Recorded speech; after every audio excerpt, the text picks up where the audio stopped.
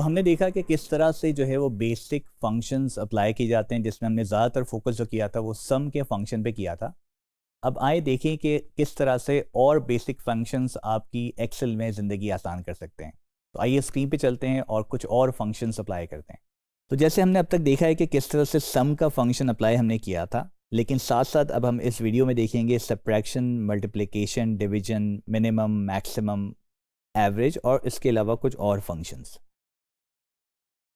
तो सपोज करें कि मुझे इन दो नंबर्स को सम करना है। तो जैसे हमने देखा था कि सम किस तरह से अप्लाई होता है, तो एक तरीका तो हमारे पास ये था कि equals to this cell plus this cell. आप चाहे माउस से भी सिलेक्ट कर सकते हैं, आप चाहे कीबोर्ड से सिलेक्ट कर सकते हैं।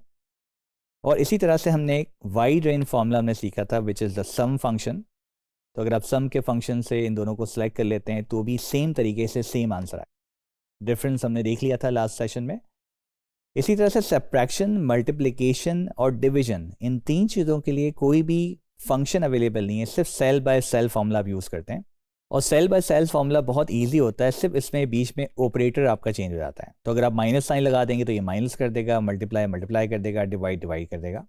तो इसी तरह से अगर हमें यहाँ सब्ट्रैक्शन करनी है तो हमने कहा 4 सब्ट्रैक्ट 2। आप चाहें तो नंबर सेलेक्ट कर लें, आप चाहें तो उसको कॉल आउट कर लें सेल एड्रेसेस। तो ये आपके पास 2 आ गया। इसी तरह डिवाइड करेंगे, 2 से 10 को डिवाइड करेंगे तो अलग आंसर आएगा। लेट्स डिवाइड 10 बाई 2, तो आपके पास 5 का आंसर आ गया। इसी तरह से हमने जो है वो 4 को सिलेक्ट किया और हम मल्टीप्लाई कर देते हैं इसको 2 से। आप दोनों में से जिसको भी मल्टीप्लाई करेंगे सेम आंसर आने वाला है। तो हम चाहते हैं मिनिमम, मैक्सिमम, एवरेज। तो हमारे पास ये जितने भी नंबर्स हैं उसमें से सबसे छोटा नंबर कौन सा है वो हमें आइडेंटिफाई करना है। तो हमारे पास मिनिमम का फंक्शन है। तो अब तक जैसे हमने सेल बाय सेल फार्मूला के बाद वाइड रेंज फार्मूला जो किया था सम वाला, उस हम क्या करते थे, सम के साथ इसको सेलेक्ट कर लेते, तो ये आपको सम करके देता था। इसी तरह से अगर आप यहाँ पर मिनिमम का फंक्शन यूज़ करते हैं, मैं सम का फंक्शन हटा देता हूँ और यहाँ पर मिन का फंक्शन यूज़ करता हूँ, तो मिन का फंक्शन हमारे पास जो है वो मिनिमम के लिए यूज़ होता है और सबसे छोटा नंबर आपको यहाँ पर हमेशा निकाल के देगा। तो अगर आप कभी भी इन फ्यूचर कोई चेंजेस भी करते हैं तो वो ऑटोमेटिकली आपको बताएगा कि इस पूरी रेंज के अंदर सबसे छोटा नंबर कौन सा है। इसी तरह से मैक्सिमम, तो सबसे बड़ा नंबर जो इस वक्त 10 है वो आपके पास यहाँ पर आ रहा है। एवरेज आपको टेक आउट करना है, तो एवरेज के लिए AVR नहीं है, एवरेज का पूरा फंक्शन है जो कि आपको सेलेक्ट करना पड़ेगा। अब देखिए क्योंकि बहुत बड़ा नाम है तो एक तरीका तो ये कि आप पूरा लिख लें, दूसरा तरीका ये है कि आप टैब का बटन प्रेस कर दें या फिर माउस से डबल क्लिक कर दें। तो नॉर्मली अगर आपको क्विक काम करना है तो आप टैब का बटन प्रेस करते हैं, सिलेक्शन की आपने, और जैसे ही आप एंटर करते हैं तो आपके पास एवरेज आ गई। इन्हीं एग्जाम्पल के साथ हम देखते हैं कि और क्या चीज़ें की जा सकती हैं। लाइक एक रियल एग्जाम्पल की हम बात करते हैं कि परसेंटेज हमें यहाँ पर निकालनी है। तो एक अमाउंट हमारे पास लिखा हुआ है और उसकी आप परसेंटेज निकालना चाह रहे हैं, एक वैल्यू निकालना चाह रहे हैं कि इसकी 13% वैल्यू क्या होती है, 15% वैल्यू क्या होती है। So equals to this cell जहाँ पर आपका नंबर लिखा हुआ है मल्टीप्लाई बाय 13%। जैसे आप एंटर करेंगे तो 13% वैल्यू इसकी निकल के आ जाएगी। इसी तरह से समटाइम ऐसा होता है कि आपके पास परसेंटेज बहुत फ्रीक्वेंटली चेंज हो रही होती हैं। जब आप इस फंक्शन की बात करेंगे तो इसमें हर दफ़ा आपको चेंजेस करनी पड़ेंगी। लेकिन अगर आपके पास डिफरेंट कंडीशंस हैं जो कि आप यहाँ पर अप्लाई करना चाहते हैं, लाइक 5%, 7%, 9%, और डिफरेंट नंबर्स के साथ अप्लाई करना चाहते हैं, तो आप इस मेथड को भी अप्लाई कर सकते हैं। लाइक हमने यहाँ पर वैल्यूज़ पे क्लिक कर दिया, इक्वल्स टू, अब हम दोनों नंबर्स को मल्टीप्लाई कर देंगे। तो पहला सेल मल्टीप्लाई बाय परसेंटेज, और जैसे हम एंटर करते हैं तो यहाँ पर उसकी वैल्यू निकल के आती है। एंड अगेन जब हम ड्रैग करेंगे तो फॉर्मूला हमारा ड्रैग हो जाएगा और ऑटोमेटिकली हर सेल के साथ काम करना शुरू हो जाएगा। इस मेथड में फ़ायदा क्या होगा कि कभी भी आप उसका नंबर भी चेंज कर सकते हैं और उसकी परसेंटेज भी चेंज कर सकते हैं। तो ऑटोमेटिकली आपके पास डिफरेंट नंबर्स आ रहे होते हैं डिपेंडिंग कि आप किस तरह का काम करते हैं और किस तरह के सिनेरियोज़ में आप काम कर रहे होते हैं। कुछ और एग्जाम्पल करते हैं, कुछ और टेक्निक्स हम सीखते हैं। तो ये वही फंक्शन है जो अभी हमने किए हैं, लेकिन साथ साथ हम काउंट और काउंट ए की भी बात करेंगे, लेकिन इसको हम एक टेक्निक से काम करेंगे।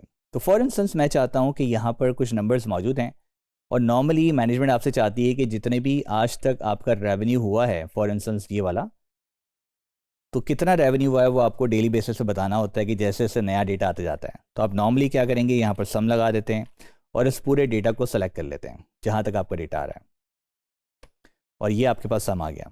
लेकिन जब नया डेटा आएगा, सो आप में से वो लोग जो कि थोड़ा एक्सपीरियंस है एक्सेल के अंदर, तो जब नया डेटा आता है तो नॉर्मली हम क्या करते हैं, इस सम को जो है वो डिलीट नहीं करते, कुछ भी नहीं करते, हम यहाँ पर कुछ रॉज को ऐड करते हैं। लाइक हमने यहाँ पर कुछ 3 से 4 रॉज ऐड करी ताकि ये हमारा सम नीचे चला जाए, और जैसे ही मैं यहाँ पर डेटा एंट्री करूँगा तो वो ऑटोमेटिकली सम हो रहा होगा।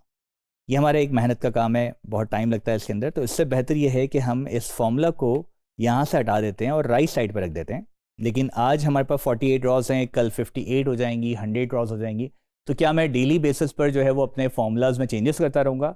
बिल्कुल नहीं। हम एक टेक्निक सीखते हैं जिसके थ्रू ये बड़ा आसानी से आप परफॉर्म कर सकेंगे। आइए स्क्रीन पे चलते हैं। तो फॉर इंस्टेंस मैंने सम लिखा यहाँ पर, और इस दफ़ा मैं नहीं चाह रहा कि मैं यहाँ से पूरा डेटा सेलेक्ट करूँ, क्योंकि हमारा पूरा डेटा डी कॉलम में मौजूद है। तो हमने सिंपल क्या करा, डी कॉलम को क्लिक कर दिया। तो इसने क्या करा, डी कॉलन डी। इसका मतलब इससे टोटल आपके पास जो रॉज थी वो सारी सेलेक्ट कर ली हैं, जो कि 10.5 लाख रिकॉर्ड्स हैं आपके पास। और जैसे आप एंटर करते हैं तो यहाँ पर सम हो गया। अब इसका फ़ायदा क्या होगा कि इन फ्यूचर में जब भी कोई नंबर नया आता है तो हमारे पास एक नंबर बढ़ जाएगा इसमें। लाइक आई एम एडिंग 500, तो ये 549 हो जाएगा। और मैं बिल्कुल नीचे जाके ऐड कर रहा हूँ। अब देखिए यहाँ पर आपके पास 500 ऐड हो चुका है। इसी तरह से मैक्सिमम नंबर चाहिए तो आपने सेम मैक्स का फंक्शन लिया और यही ट्रिक आपने यूज़ कर ली, ताकि इन फ्यूचर जैसे ही आप डेटा एंट्री करते हैं तो ऑटोमेटिकली आपके जो नंबर्स हैं वो अपडेट होते रहेंगे और आपके पास आपका करंट रिजल्ट आता रहेगा। ये फॉर्मूलाज अभी हमने पीछे किए हैं, तो इसलिए मैं इसको दोबारा रिपीट नहीं कर रहा, सिर्फ अप्लाई करके आपको दिखा रहा हूँ। लेकिन हमारे पास 2 फॉर्मूलाज और हैं, काउंट एंड काउंट है। अब यहाँ पर सम, मैक्सिमम, मिनिमम, एवरेज तो आ गया, लेकिन मैनेजमेंट कहती है कि बताएं कि टोटल नंबर ऑफ एंट्रीज कितनी है आपके पास। तो हमारे पास काउंट का फंक्शन जो यूज़ में आता है, डिपेंडिंग कि आप एंट्रीज जो है वो आप नंबर्स में काउंट करना चाहते हैं या टेक्स्ट में काउंट करना चाहते हैं, नंबर्स या नॉन नंबर्स। तो अगर आपके पास नंबर एंट्रीज में काउंट करना चाहते हैं तो फिर आप काउंट का फंक्शन यूज़ करेंगे। काउंट का फंक्शन क्या करता है, आपके पास न्यूमेरिक सेल एंट्रीज होती हैं उसको काउंट करता है, टेक्स्ट को काउंट नहीं करता और एम्प्टी सेल्स को काउंट नहीं करता। तो अगर मैं इस पूरे डेटा को सिलेक्ट करता हूं तो सिर्फ न्यूमेरिक एंट्रीज ये काउंट करके देगा, जो कि 44 हैं, इंक्लूडिंग द 500 जो मैंने एक्स्ट्रा ऐड किया है।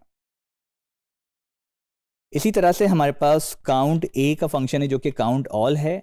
कोई भी एंट्री होगी, कोई भी सेल फिल होगा उसको ये काउंट करेगा, जो आपके पास एम्प्टी सेल्स होंगे उसको काउंट नहीं कर रहा होगा।